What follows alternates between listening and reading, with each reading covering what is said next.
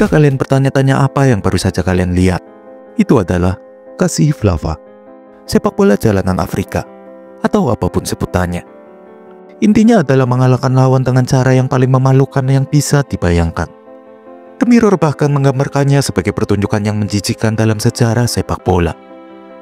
Dan jika kalian berpikir, ya ampun, tidak ada yang bisa lolos dengan trik seperti itu di Eropa, kalian salah besar.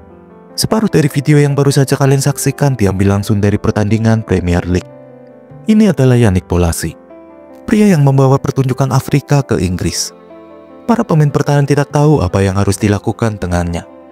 Separuh waktu mereka terbuang hanya bisa terdiam dan mencoba mencari tahu apa yang baru saja dia lakukan. Para penggemar juga tidak mempercayai mata mereka sendiri.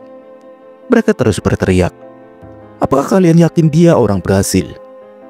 Sebelum tragedi itu terjadi, dia sangat bagus. Orang-orang sering bercanda, dia seharusnya menjadi pemain pertama yang mendapatkan skill bintang 6 di FIFA. Dan pada saat itu dia menjadi pemain termahal kedua di Afrika sepanjang masa. Meskipun tumbuh di Inggris, pada saat ia berusia 16 tahun, ia belum pernah menginjakkan kakinya di sebuah akademi. Impiannya yang sebenarnya adalah menjadi seorang rapper. Hanya saja, menurut Bolasie sendiri, suatu hari ia menonton Ongri di TV dan berpikir, "Baiklah, saya rasa saya bisa melakukannya." Namun setelah hanya 4 bulan mencoba akademi, ia merasa bosan. Ia malah menyerah dan langsung bermain untuk tim lokal di divisi 8 sepak bola Inggris, di mana mereka membayarnya 20 pound sterling per pertandingan dan memberinya burger gratis untuk setiap gol yang dicetaknya. Seperti yang bisa kalian bayangkan, tidak lama kemudian, Bolasie kembali menyerah. Dia berpikir lebih baik bekerja dengan ayah pacarnya sebagai tukang kayu. Lagi pula, jika berpikir secara realistis tidak ada peluang baginya untuk bisa berhasil. Kecuali untuk satu hal. Apa kalian tahu bahwa Bolasie sendiri sebenarnya lahir di Prancis dan bukan di Kongo? Ketika dia pindah ke Inggris bersama orang tuanya pada usia 7 bulan, sepupu-sepupunya yang berasal dari Afrika ikut serta. Dan katakanlah ini adalah faktor genetik karena 3 diantaranya menjadi pemain profesional. Dan mereka adalah para pemain bola yang bagus. Kalian tahu Lomana Lualua dari Newcastle? Yap, itu sepupunya. Jadi apa yang terjadi kemudian cukup beruntung. Ketika Bolasie bersiap untuk bergabung dengan dunia kerja, salah satu teman sepupunya mengalami cedera setelah bergabung dengan sebuah tim Malta yang bernama Floriana. Jadi dalam upaya membuat Bolasie kembali tertarik pada sepak bola, dan dengan tim yang sedang mencari pengganti sementara, sepupunya meminta bantuan agar Bolasie mendapatkan kesempatan untuk menjalani uji coba di sana. Dan entah bagaimana, hal itu berhasil. Tapi sebenarnya keberuntungannya tidak berakhir di sana. Begitu dia sendirian bermain di Malta, Bolasie tidak benar-benar tahu apa yang harus dilakukan dengan waktu luangnya. Maksud saya dia adalah orang yang mudah bosan. Namun, karena ia selalu tahu cara mengedit sejak ia membuat video musik rap untuk dirinya sendiri, ia mulai merekam pertandingan dan mengunggah kompilasi highlight-nya di YouTube. Dan tidak main-main, suatu hari ia mengirimkan tautan-tautan itu ke agen sepupunya, dan orang itu menyebarkannya. Dan bakatnya berhasil terlihat jelas karena entah dari mana, klub-klub dari seluruh penjuru Eropa berdatangan untuknya. Hoffenheim, Sturm-Graz, Leicester City, Plymouth Argyle. Sungguh sulit dipercaya. Pada akhirnya ia memilih Plymouth karena ia hanya ingin pulang ke rumah, dan bagaimanapun juga, saat itu mereka bermain lebih baik daripada Leicester. Namun saat berada di klub tersebut, terlihat bahwa mereka tidak percaya bahwa ia memiliki kemampuan yang dibutuhkan oleh tim. Sehingga mereka terus mencoba untuk mengirimnya sebagai pemain pinjaman. Dan itu lebih sulit daripada yang kalian duga. Pertama kali menjalani trial di Liga 6 di divisi 4, mereka memulangkannya. Dan dengan jendela transfer yang akan segera berakhir tanpa dia bisa menemukan klub yang tepat. Ironi terjadi dan dia akhirnya dipinjamkan selama 6 bulan tepatnya ke Rustin and Diamonds, sebuah klub non-liga, bisa dibilang klub amatir, yang merupakan akademi yang dia tinggalkan beberapa tahun sebelumnya. Untungnya ketika bursa musim dingin tiba, ia berhasil mendapatkan kepindahannya ke Barnet. Dan ketika dia di sana, dia tidak hanya mulai tampil jauh lebih baik, tetapi dia juga cukup beruntung. Tony Finnegan, mantan pemain Crystal Palace yang kini menjadi agennya, ikut menyaksikannya. Dan ketika pertandingan berakhir, ia menghampiri orang tuanya dan berkata, "Saya bisa menjadikan anakmu menjadi pemain Premier League dalam 3 tahun." Hanya beberapa bulan kemudian Polasi sudah kembali dari masa pinjamannya. Dan meskipun Plymouth tidak hanya terdegradasi tetapi juga bangkrut. Pada saat itu dia telah cukup terkenal. Dia berhasil dengan cepat menandatangani kontrak dengan Bristol City sebelum kapal itu tenggelam. Dia dibeli dengan hanya 10.000 pound sterling. Dengan asisten manajer mereka mengatakan bahwa sulit dipercaya bahwa seorang pemain seperti Polasi tersedia dengan harga seperti itu. Ini adalah kesempatan sekali seumur hidup. Dan dia tidak salah. 8 bulan kemudian, dengan timnya hampir menyerah dalam pertarungan degradasi melawan Coventry, Polasi yang masuk di menit-menit akhir dan mencetak gol yang nyaris menyelamatkan klub. Dan setelah musim berakhir, ia tidak hanya terpilih sebagai pemain muda terbaik klub, tetapi ia juga meraih semua ketika pemandu bakat legendaris saat itu, manajer Crystal Palace, Dodge Friedman, mengawasinya dengan seksama. Dan hasilnya sederhana saja. Hanya setahun setelah tiba di Bristol yang setara dengan harga sebuah mobil Honda Civic Second, ia dihargai 0,5 juta pound sterling. Dan sekarang ia berhasil membawa Palace kembali ke Premier League. Ketika dia tiba di klub, mereka berada di dasar klasemen dengan 3 kekalahan dalam 3 pertandingan pertama di Liga. Para penggemar sudah bersiap untuk menghadapi krisis. Semua orang bisa melihat betapa mereka sangat bergantung pada Wilfried Zaha. Jadi ketika manajer tim lawan menaruh pemain bertahan untuk mengawalnya, tim mengalami kebuntuan. Dan ketika ada pertanyaan apakah dia bisa sebagus Zaha, dia menjawab, "Saya akan lebih baik." Pada bulan Oktober, Palace tidak hanya jauh dari dasar klasemen, namun dengan Polasi dan Zaha yang mengacak-acak setiap pemain bertahan yang menghadang, mereka sudah berada di 4 besar di bawah babak playoff promosi. Seperti yang dikatakan oleh Polasi sendiri, di musim pertama saya, tidak ada yang mengetahui tentang saya. Semua pemain bertahan berkonsentrasi pada Zaha, jadi saya selalu bebas melakukan sesuatu yang istimewa. Di sisa tahun ini, ia memberikan semua yang ia miliki kepada klub. Sepertinya tidak ada yang bisa menghentikannya. Tidak ketika Dodge Friedman secara kontroversial pergi di tengah musim. Tidak ketika tim nasional Kongo memanggilnya. Bahkan saat itu dia mengatakan satu-satunya hal yang penting adalah membawa Palace kembali ke puncak. Dan ketika semifinal playoff promosi telah tiba, dengan Palace telah bermain selama 160 menit dan masih belum mencetak gol, Polasi melakukan keajaiban untuk membawa mereka ke final. Tetapi entah bagaimana, ketika hari itu tiba, dia tidak masuk dalam 11 pemain inti. Dia telah mengorbankan segalanya untuk saat itu. Dia telah membantu memulai era kemasan kedua Crystal Palace. Bahkan, dia masuk dalam tim terbaik tahun ini. Dan tetap saja, ketika mereka menang, dia ada di sana dengan senyuman di wajahnya, merayakan selebrasi pergandengan tangan dengan Zaha. Seperti itulah dia. Dia tidak hanya membawa semangat, dia juga memiliki tingkat kerja keras dan mentalitas yang sejalan dengan itu. Hanya satu masalah yang membuatnya tidak bisa mencetak gol. Seperti yang dikatakan oleh asisten manajer Palace, setiap pertandingan dia melewati 3 atau 4 pemain dengan cepat dengan menggunakan keterampilan yang luar biasa. Namun ketika tiba saatnya untuk menembak, dia akan menendang bola dan bola melambung setinggi 6 meter di atas mistar gawang. Tahun berikutnya, ia menjalani 1 musim penuh tanpa mencetak gol. Hal ini tidak dapat diterima oleh penyerang Premier League lainnya. Namun bagi Polasi, hal ini tidak menjadi masalah. Tahun itu, bahkan dengan kepergian Zaha ke United tepat ketika klub tersebut naik ke divisi utama, Polasi sepenuhnya mengambil alih sisi kreatif tim dan membawa mereka ke salah satu musim terhebat mereka. Tidak hanya berhasil lolos dari degradasi untuk pertama kalinya di era Premier League, tetapi juga hampir finish di posisi 10 besar. Di setiap pertandingan, semakin jelas terlihat bahwa tidak ada pemain bertahan di dunia yang dapat menghentikannya. Dengan manajer Tony Pulis pada satu titik mengklaim bahwa Polasi menghantam Kyle Walker dengan sangat keras. Namun tetap saja, tidak ada pertandingan di musim itu yang dapat dibandingkan dengan pertandingan yang kemudian dikenal sebagai Kristanbul. Bayangkan di pertandingan kedua terakhir di musim ini, Liverpool harus mengalahkan Palace dengan sebanyak mungkin gol jika mereka ingin memiliki kesempatan untuk meraih gelar juara. Dengan 12 menit tersisa, mereka unggul 3 gol dan tiba-tiba saja pertandingan seperti baru dimulai bagi Palace. Delaney mencetak gol pertama. Kemudian Polasi melesat dalam serangan balik dan memberikan umpan kepada Gaelic, yang kemudian menyamakan kedudukan 2 menit kemudian. Dari 1.200 pertandingan di Premier League, hanya 24 kali tim mampu bangkit dari ketertinggalan 3 gol. Dan yang satu ini, seperti yang ditulis oleh koran-koran, Polisi menjadi pusat perhatian.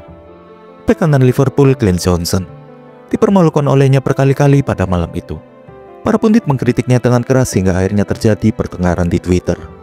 Itulah dampak dari polisi. Para pemain bertahan menganggap itu adalah sesuatu yang berbeda. Mereka bahkan tidak tahu bagaimana harus bereaksi. Seperti yang dikatakan Alan Pardew, klub-klub lain akan mencoba untuk mengubahnya. Namun kami menyadari bahwa ia adalah seorang maverick dan mempercayainya. Itulah mengapa ia berkembang pesat hanya dalam waktu beberapa tahun saja. Keunikannya itulah yang membuatnya istimewa. Dan hal tersebut akan segera terlihat oleh semua orang. Tahun berikutnya, bahkan dengan kembalinya Zaha dari United, sepertinya yang membuat Palace mampu bermain bagus adalah ketika Polasi sedang dalam performa terbaiknya. Dalam 10 pertandingan, mereka hanya memenangkan 2 pertandingan. Dan bahkan salah satunya berkat gol kemenangan yang dicetak oleh Polasi. Namun pada pertandingan berikutnya, Palace kembali tertinggal melawan Liverpool. Polasi tampil luar biasa. Tidak hanya membiarkan Kylie mencetak gol setelah tendangannya dari jarak 30 yard memantul di tiang gawang, namun juga melepaskan sombrero ke arah Lovren dan memberikan assist untuk gol kedua saat Palace meraih kemenangan 3-1 atas salah satu tim terbesar di negeri ini dan lolos dari zona degradasi. Dan ketika para penggemar Premier League yang lebih santai mulai mempertanyakan apakah dia melakukannya dengan sengaja atau hanya beruntung. Hanya sebulan kemudian saat melawan Tottenham dengan Eriksen yang menjepitnya di pojok lapangan. Dalam satu gerakan dia melakukan roulette dan mencungkil bola yang membuat semua penggemar menjadi hiruk pikuk. Mengulang-ulang video tersebut untuk mencari tahu bagaimana cara melakukannya. Hanya untuk kemudian salah satu rekan setimnya mengatakan kepada media bahwa dia melakukan hal yang lebih gila saat latihan. Setiap hari. Itu seperti menonton sepak bola jalanan. Tetapi meskipun semua orang menginginkan lebih, kemudian Polasi dipanggil untuk Piala Afrika pertama kalinya dan kali ini dia tidak akan menolaknya. Tepat pada pertandingan pertama ia mencetak gol penyeimbang untuk mengamankan hasil imbang. Namun ketika mereka mendapati diri mereka 62 menit di babak perempat final, tertinggal 2 gol tepatnya dari saingan mereka, Kongo yang lain. Sehingga Polasi muncul lagi untuk memberikan umpan untuk gol pertama mereka dan memulai kebangkitan, yang pada akhirnya membuat Republik Demokratik Kongo meraih medali perunggu yang merupakan hasil akhir terbaik mereka sejak mereka memenangkan kompetisi ini 47 tahun sebelumnya. Dan coba tebak, setelah Pandai Gading keluar sebagai pemenang, selain kiper mereka, Polasi adalah satu-satunya pemain Kongo yang masuk dalam daftar tim terbaik. Dan jika tampaknya tidak ada yang lebih baik dari pertandingan pertamanya di Premier League, ia masuk di menit-menit akhir saat melawan Newcastle dan memberikan umpan untuk gol penyeimbang, lalu membuat 2 assist luar biasa saat melawan QPR. Namun tidak ada apa-apanya dibandingkan dengan apa yang ia lakukan saat melawan Sunderland. Setelah babak pertama tanpa gol di pertengahan pertandingan, Alan Pardew memutuskan untuk memainkan Polasi di posisi yang lebih ke tengah. Dan ya ampun, 3 menit kemudian ia sudah memberikan assist kepada Glenn Murray. 2 menit kemudian ia mencetak gol pertamanya melalui tendangan striker yang sesungguhnya. Dalam serangan berikutnya ia melakukan lob untuk mencetak gol lagi. Dan hanya 11 menit setelah gol itu, ia melengkapi aksinya dengan mengiring bola melewati kiper lawan dan pemain bertahan sebelum menceploskan bola ke gawang yang terbuka. Saat ia berlari untuk merayakannya, para penggemar mulai meneriakkan, "Ini seperti kita sedang menonton Brasil." Dan satu hal yang pasti, mereka tidak terlihat seperti Crystal Palace. Tidak ada satu pemain mereka yang pernah mencetak hat-trick di Premier League, apalagi salah satu yang tercepat dalam sejarahnya.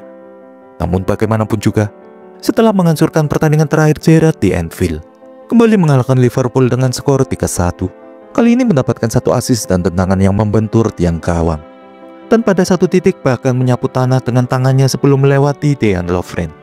Saya rasa mereka berpikir dengan baik, jika kami tidak dapat mengalahkannya, kami mungkin akan membuatnya bergabung. Mereka meletakkan uang sebesar 20 juta pound yang membuat Pardew mengatakan kepada pers bahwa dia hanya akan menjualnya dengan harga 40 hingga 60 juta pound. Mereka tahu bahwa pada saat itu, hal tersebut akan membuatnya menjadi pemain termahal dalam sejarah liga. Dengan kata lain, dia ingin mempertahankannya. Dan untuk alasan yang bagus, musim berikutnya ia mulai bereksperimen untuk mengembalikan Polasi ke peran sentral. Dan hasilnya sangat mengejutkan. Meskipun dari bulan Oktober hingga tahun baru Polasi tidak mencatatkan namanya di papan skor pada setiap pertandingan yang ia mainkan sebagai pemain sayap. Dalam 3 kesempatan di mana Pardew memainkannya sebagai pemain tengah, ia sekali lagi mencetak gol saat mengalahkan Liverpool. Kemudian mencetak 2 gol melawan Newcastle dan memberikan assist untuk satu-satunya gol mereka saat melawan Southampton. Namun, Ketika semua orang mulai bertanya-tanya apakah bentuk akhir dari Polasi mulai terbuka. Dia merobek ototnya dan selama 2 bulan tanpa dirinya. Mereka yang berada di bawah 5 besar sama sekali tanpa kemenangan. Tidak diragukan lagi, Polasi adalah jantung dan jiwa dari skuad tersebut. Dan ketika dia kembali, mengetahui bahwa harapan untuk finish di posisi 7 besar telah sirna.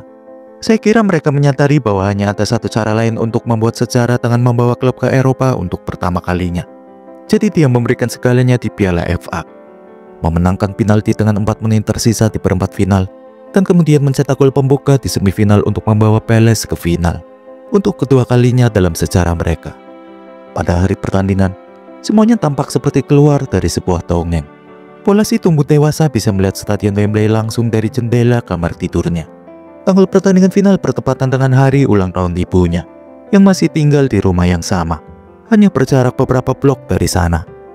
Namun meskipun mereka mendorong United ke babak perpanjangan waktu, meskipun itu tampak seperti takdir, pada akhirnya mereka kalah. Tidak peduli apapun yang terjadi, tawaran transfer terus berdatangan, terutama Tottenham yang tampaknya mengincarnya. Namun karena Polasi merupakan penggemar Arsenal, ia tidak begitu menyukai ide tersebut. Maka dengan miliarder Farhad Moshiri membeli Everton dan memberikan Ronald Koeman anggaran transfer sebesar 100 juta pound sterling. Dia benar-benar membajak transfer tersebut dengan menawarkan Palace kesepakatan senilai 35 juta pounds. Tidak hanya menjadikan Polasi sebagai pemain dengan rekor transfer termahal Everton atau penjualan terbesar sepanjang masa, tetapi juga pemain Afrika termahal kedua sepanjang masa. Hanya kalah 1 juta pound sterling dari Sadio Mane yang baru saja pindah ke Liverpool. Kurang dari 10 tahun sejak ia bermain dengan bayaran 20 pound sterling per pertandingan. Dan ketika dihadapkan pada seorang reporter yang mengkhawatirkan para penggemar bahwa ia akan menjadi rekrutan yang mengecewakan, setelah pemain-pemain seperti Schneiderlin, Klaassen, dan Iwobi, ia menjawab, "Saya tahu bahwa saya layak untuk itu." Namun, pada kenyataannya, Polasi justru menjadi salah satu rekrutan terburuk yang pernah dimiliki Everton. Pada awalnya semuanya tampak luar biasa. Polasi dan Lukaku sangat selaras satu sama lain. Mereka bahkan berbicara dengan logat Kongo yang sama. Para pemain bertahan bahkan tidak dapat memahami apa yang mereka katakan satu sama lain. Polasi sendiri bahkan tampil luar biasa dengan mencetak 5 gol hanya dalam 7 pertandingan sebagai starter. Namun kemudian mereka bermain melawan United. Dan dalam sebuah duel dengan Anthony Martial, Polasi tidak hanya mengalami cedera pada ACL-nya, ia juga mengalami cedera pada meniskusnya. Dan itulah yang disebut sebagai pengganti karir. Bahkan setelah 11 bulan absen, Polasi merasa seperti dilarikan kembali ke lapangan, mengklaim bahwa staf medis Everton tidak merawatnya dengan baik. Bahkan meskipun dia tinggal berjam-jam di lapangan mereka setiap hari selama lebih dari 1 tahun. Saat fisio Crystal Palace yang lama memeriksanya, dia terkejut melihat betapa lemah lututnya. Dan dengan kedatangan Marcus Silva yang membawa serta rekrutan anyar, Richarlison, Polasi digantikan dan dia tidak dapat menerimanya. Bahkan ketika Leicester berusaha mendatangkannya untuk menggantikan Mahrez, dan Palace mencoba untuk mengupayakan kembalinya, dia bersikeras untuk dipinjamkan, dengan harapan dia bisa mendapatkan kembali tempatnya di Everton. Pertama-tama ada Villa, Anderlecht, Sporting, dan Middlesbrough, yang akhirnya dia bahkan bertahan dengan tim U23 selama 6 bulan. Pada akhirnya, dia harus meninggalkan klub, dan pada saat itu, jika menghitung gaji dan biaya transfernya dibandingkan jumlah bermain, mereka telah menghabiskan biaya sekitar 1 juta pound sterling untuk setiap pertandingan yang dia mainkan. Sepertinya tidak ada harapan sama sekali. Tapi 3 tahun kemudian, setelah bermain di Turki, tahun kedua di Swansea selama 2 bulan, Polasi menandatangani kontrak dengan Criciúma di Brasil. Pria dengan semua gerakan dan trik ini pergi ke negeri sepak bola yang indah. Dan hanya beberapa bulan yang lalu, ia memimpin klub meraih kemenangan bersejarah dengan skor 4-0 atas Vasco da Gama. Ia mencetak assist 2 kali. Dan melakukan apa saja yang bisa ia lakukan untuk membawanya ke Cruzeiro setelah timnya terdegradasi. Tiba-tiba sekali lagi para penggemar meneriakkan, "Apa kamu yakin kamu bukan orang Brasil?" Ya, Polasi telah menemukan rumahnya.